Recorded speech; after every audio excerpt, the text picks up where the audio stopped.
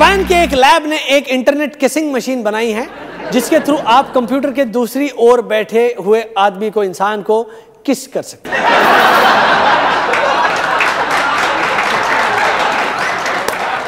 इसे कहते हैं focus. Even after suffering one of the most horrific natural disasters, their men are working towards the most important thing in life, which is getting laid. Isn't it fantastic? Finally, अब Yahoo chat पर बैठे ठरकी लड़कों को ASL कहते हुए screen नहीं चाटनी पड़ेगी। I can't wait for the day when a guy ends up kissing another guy who was pretending to be a woman. या ऐसा भी हो सकता है कि दोनों साइड ही लड़के हों जो लड़की बनने का नाटक कर रहे हों और दोनों ही सोच रहे हों मैं तो असल में लड़का ही हूं, पर सामने वाली सचमुच की लड़की है, तो चलो थोड़ा फ्लर्ट करते हैं। पाकिस्तानी गवर्नमेंट ने अब जर्नलिस्ट को फायर आर्म्स कैरी करने का लाइसेंस अलाउ कर दिया है। शुक्र है ये इंडिया में नहीं हुआ, नहीं तो अर्नब गोस्वामी इंडिया के आधे क्रिमिनल सिंगल हैंडेडली मार चुका होता।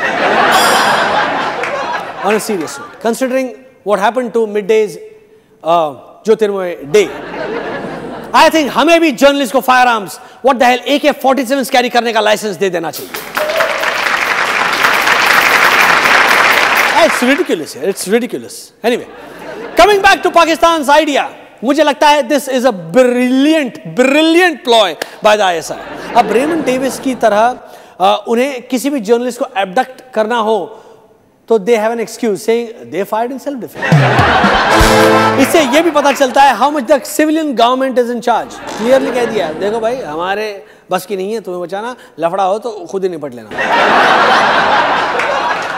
न्यूज़वीक पाकिस्तान ने अपनी 100 women who can shake Pakistan में सानिया मिर्जा को इंक्लूड किया है। After reading this, my first reaction was, holy shit, there are 100 women that can shake Pakistan. What did they mean, shag? But Sania Mirza के inclusion should not be a surprise. वैसे भी south Asia के लड़के उन्हें देख के कब से अपना शेक कर रहे हैं। I'm sure they meant shag. I think it makes sense to include an Indian name in that list. वैसे भी every prominent woman ends up getting shot there. Sources से ये भी खबर मिली है that they wanted to give the first place to Asif Ali Zardari given his lack of balls, but decided against it because he has no power either. Mumbai police ने recently Bangkok से एक fake being human T-shirts का एक stock confiscate किया है। उनका कहना है कि सलमान खान की पॉपुलैरिटी के कारण इन टी-शर्ट्स की बहुत बड़ी ब्लैक मार्केट है। मेरी पूछे तो if you are wearing T-shirts of an actor who runs over people in his SUV and shoots endangered animals, then they should be called being चूतिया। चाइना में तरबूज की फसल में एक्स्ट्रा केमिकल डालने के कारण फ्रूट्स अब एक्सप्लोड होने लगे हैं, जिससे फार्मर्स को बहुत नुकसान हो रहा है। बोलिए, मतलब मुझे पता था यूएस में रिसेशन के कारण चाइना की अब फटने वाली है, पर चाइना के फ्रूट्स की भी फटने लगी है।